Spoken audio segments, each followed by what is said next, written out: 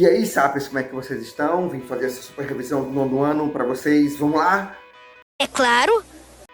Estamos falando sobre a Ásia nesse terceiro bimestre. Então temos que entender algumas coisas. Primeiro, a localização. A Ásia está localizada totalmente na região norte, acima da linha do Equador. É banhado pelo Oceano Pacífico a leste e o Oceano Índico ao sul. Né? É o maior continente que nós temos, dos 5 continentes, é o maior que nós temos na Terra. Sobre a geografia, temos que entender algumas coisas sobre a Ásia. Existem rios, esses rios eles são sagrados. Temos os rios Tigre e Eufrates, localizados no Oriente Médio, berço da civilização humana. Temos também o Rio Azul e o Rio Amarelo, né? Yangtze e Yangahu, que são rios que são ali na Ásia também, e eles são considerados sagrados, né? A base da religião deles, a reencarnação e outras coisas culturais são baseadas nesse rio. Temos também o Rio Ganges, não mais ou menos importante, ele é também considerado sagrado, ele se localiza na Índia. Eu sei, é altamente poluído, mas ele é considerado sagrado. Sobre a vegetação e o clima, temos que entender uma coisa muito importante também na Ásia. Devido à sua extensão latitudinal, ou seja, tem mais de 10 fusos horários naquele continente. Então, ele possui todos os climas e todas as vegetações do planeta. Tem clima temperado? Tem clima temperado. Tem floresta temperada? Tem floresta temperada. Tem um clima equatorial parecido com o da Amazônia? Tem um clima equatorial. Tem um clima tropical parecido com esse aqui do Brasil? Tem também? Tem também. Tem um clima polar? Tem também um clima polar. Todos os climas e todo tipo de vegetação tem no continente asiático. Tomando conhecimento agora disso aí.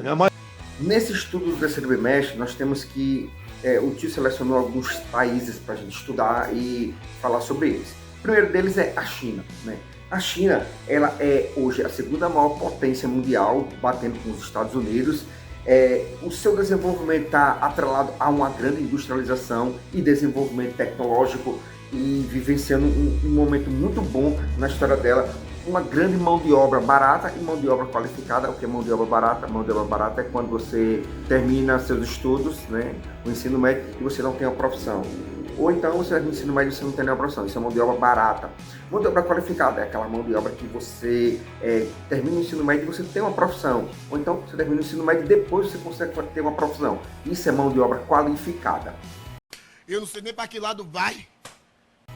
Então, dessa forma, a China ela se desenvolveu muito nos últimos anos. Agora, em 2016, ela se tornou superpotência, sendo um dos maiores produtores e consumidores de produtos do mundo, né?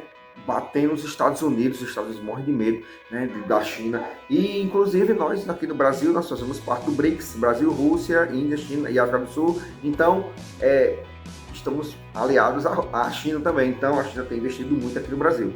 Então, grande potência, grande desenvolvimento, e um dia já todo mundo vai ser chinês. Onde é que deu certo o comunismo? Ainda falando sobre a China, temos que ver o seguinte, 1,4 bilhão de habitantes tem naquele país, junto com a Índia também, né? A China e a Índia, elas detêm os maiores índices demográficos populacionais do planeta. Esses dois países eles vão ser enormes. Um deles a política do filho único, que é da China, ele parou. Não tem mais essa política do filho único, porque sempre tem aquele tio na sua casa que nasceu em 1980 e todas as vezes ele conta a mesma coisa, aí ele diz a mesma coisa. Na China só pode ter um filho, só se tiver dois tem que matar. Não, né? A política do filho único era apenas um controle populacional, eles acabaram em 2016, agora o chinês ele pode ter mais de um filho, o Estado vai organizar, vai controlar, o Estado vai ajudar nisso aí, eles não têm mais isso. E a Índia, ela daqui a 10 anos, mais ou menos, ela vai bater a China em questão populacional. Por quê? Porque na Índia existe uma coisa chamada cultura. Então é cultural você ter uma família enorme, assim, sei lá, ter os 4 avós, tanto por parte de mãe, por parte de pai, ter 35 primos, 28 irmãos, 300 tios. Então isso, uma família grande, requer uma riqueza, uma herança, tá? É muito importante a família para eles. Por isso que a Índia ela vai bater a China na questão de população, né? Se você prestar atenção, o continente asiático é 60% de todas as pessoas da Terra. Puxa, você sabe muitas coisas.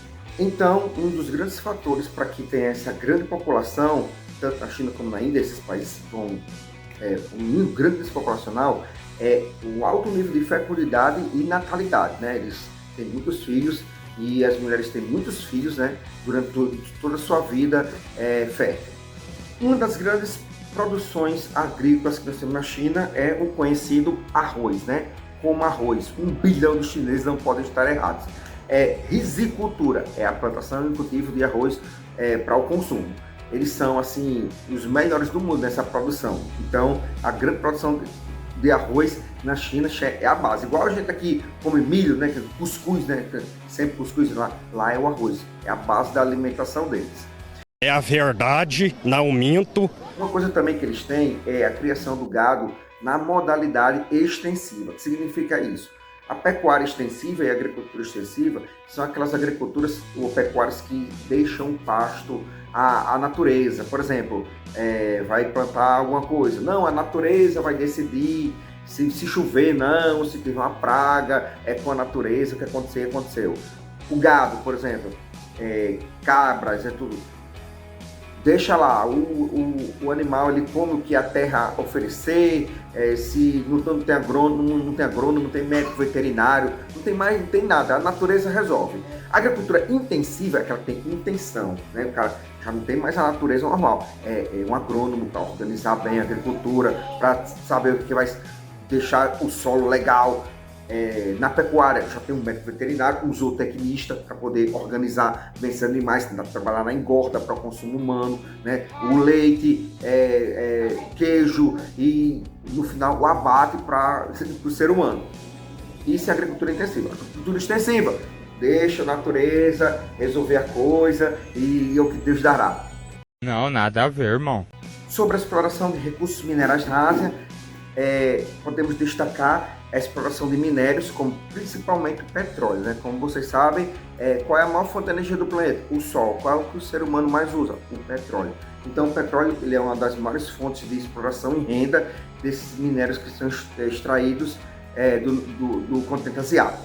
Um dado importante é que os maiores produtores em 2016, sobre a questão dos minérios, na produção mundial de petróleo, foi a Arábia Saudita, a Rússia, o Irã, o Iraque, Emirados Árabes e o Kuwait, né? Eles foram um dos maiores exportadores e produtores de petróleo do mundo nesse ano. Isso é uma coisa que nós temos que entender e dar crédito ao pessoal da Ásia. Fluxos migratórios. Como vocês sabem, existe um fluxo migratório muito grande desses países da Ásia, principalmente China, Japão, Coreia do Sul, para outros lugares do mundo. Então, está acontecendo uma coisa muito interessante. Eles chamam de fluxo de cérebros, ou então fuga de cérebros, né?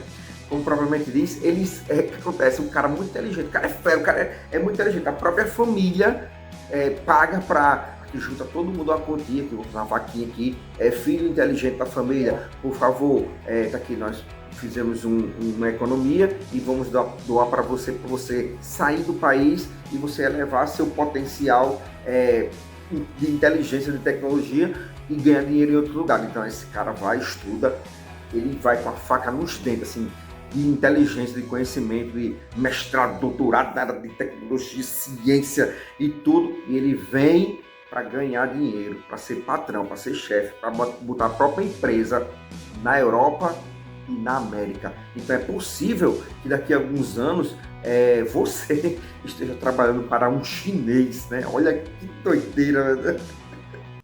Cadê seus estudos? Você é maluco, é? Na Ásia também, sobre os recursos naturais, eles dividem lá em duas categorias, os não metálicos e os metálicos. Os não metálicos são aqueles que não são metais, como por exemplo água, petróleo, extração vegetal, agricultura, são extrações minerais que não são metálicos. Os metálicos são metais, ouro, prata, diamante, chumbo, estanho, manganês, entre outros minerais metálicos. Então eles dividem não metálicos e metálicos, né? Eles têm essa divisão lá na Ásia. Entre todos os países asiáticos, ele é o mais industrializado, apresentando índices altamente tecnológicos e uma produção está associada a uma grande mão de obra qualificada onde a informática, a robótica e a indústria automobilística tem absorvido muito. Estamos falando sobre o Japão, né?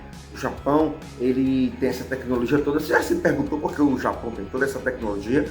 Não tô lembrado, não. Porque eles não têm aquelas 4 ilhas que formam o Japão, né? Elas foram construídas por processos vulcânicos e de terremotos e de encontro de placas tectônicas. E eles acreditam que do mesmo jeito que o Japão foi construído dessa forma, é assim que ele será distribuído também. Então, vamos nos desenvolver o máximo que a gente puder e a tecnologia vai ser nosso foco. Tecnologia, não importa se uma placa tectônica destruir toda uma indústria, a tecnologia ela vai estar espalhada pela internet pelo mundo todo. Então, eles garantem assim que a tecnologia deles não será destruída por causa de problemas ambientais. Foi um processo de industrialização rápido e elevado que aconteceu no Japão, ali na Ásia, né? Entre outros países asiáticos, uma coisa chamada blocos econômicos. Você participar do bloco econômico é uma das melhores coisas do mundo, porque, olha só, você está unido, você sozinho, sendo um país desenvolvido, você é rico, quanto mais se você estiver aliado a um bloco econômico. Então, vários países se uniram aos blocos econômicos e eles fundaram os tigres asiáticos, né? Entre todos esses países que fazem parte, eu quero dar destaque a dois. Eu quero dar destaque a 2 países, Hong Kong e Coreia do Sul, né, galera? Hong Kong é considerado a Nova York da Ásia. Então, amigo, o Hong Kong já foi colônia dos Estados Unidos, colônia da Inglaterra, todo mundo já mandou, já foi dono de Hong Kong, agora é independente e é um dos maiores centros comerciais da Ásia, né, e do mundo todo. Já a Coreia do Sul se destaca com grande tecnologia, educação, serviços, né, a cultura deles e toda de organização.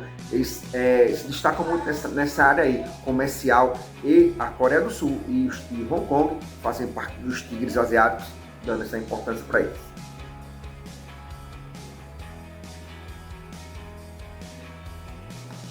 Será que eu conseguiria tomar um pouquinho de café em uma aula de 9º ano? Não. Sobre o Japão ainda, podemos destacar algumas coisas bem importantes, um pouco de história. O período Tokugawa no Japão, o período que os samurais mandavam em tudo, durou aproximadamente uns 1000 anos. Mas aí, com a era Meiji e outras eras acontecendo e tudo, a mudança no Japão, Meiji ele teve conhecimento e ele disse, não, eu quero elevar o meu país, e ele trouxe ideais do Ocidente para dentro do Japão. Com o fim daquela questão dos samurais, eles se modificaram para algumas coisas. Os samurais eles não acabaram totalmente, eles mudaram o nome. Zaibatsu significa o quê? Significa que ele era uma pessoa industrial, um empresário muito grande, um dono de uma corporação, né? Como vocês sabem, os samurais eles eram líderes políticos, religiosos, eles eram donos de regiões feudais, eles controlavam muita coisa, eles não perderam esse controle. Donos de empresa hoje em dia, samurais do passado, donos de empresa hoje. Então eles levam esse termo, Zaibatsu. Qual era a função desses Zaibatsu? Elevar o poder econômico do Japão. Como vocês devem ter percebido, eles são grupos industriais e financeiros que eles organizam conglomerados, que significam grande quantidade de indústria, para aumentar a questão financeira e econômica do Japão. Desde lá da era Meiji, né? 1868 até 1912, mais ou menos, eles conseguiram desenvolver até hoje essa questão do Japão, elevando o nível de desenvolvimento e tecnologia até hoje. Vietnã. A Guerra do Vietnã foi um conflito que ocorreu entre o Vietnã e os Estados Unidos. Eles chamam de Guerra do Vietnã, né? Lá eu não sei como é que eles chamam, deve chamar a guerra, né? Nos Estados Unidos a Guerra do Vietnã. Lá no Vietnã, a guerra, deve ser como é que eles chamam. Foi um conflito que ocorreu entre eles em 1955 até 1975, onde o Vietnã do Norte ele apoiava a União Soviética e os Estados Unidos devastaram praticamente todo aquele território porque eles acreditavam que o avanço comunista ia acabar com toda a Ásia. Mas, como nós sabemos, não existe país comunista, apenas ideais comunistas, mas não um país comunista. Então, o que eles estão fazendo ali, né? Através de recursos, eles criam recursos naturais, só pode ser. Não. Acabou que eles venceram a guerra, né, do Vietnã, mas era muito complicado, porque o Vietnã eles não tinham um fardamento bem direitinho, bem organizado. Então, por exemplo, o cara tava lá, sei lá, plantando arroz, e de repente o cara levantava aqui uma arma e pá, pá, pá, pá. Então os soldados americanos eles não sabiam quem era soldado e quem era cidadão, quem era agricultor. Então isso aí embaralhou muito o exército americano e causou vários conflitos. A gente não sabe hoje em dia se realmente eles venceram a guerra ou então foi apenas um conflito sem nenhum sentido. Valeu, galera, essa foi a nossa supervisão, espero que você faça boa prova. Valeu, galera, curta, comente, dúvidas, perguntas, comentários, questionamentos, não é importante para a humanidade, deixa aqui que o tio vai falar alguma coisa, deixa um comentário, o tio vai responder. Valeu, galera, curta aí, vamos levar esse canal para frente. Peço, valeu, tchau!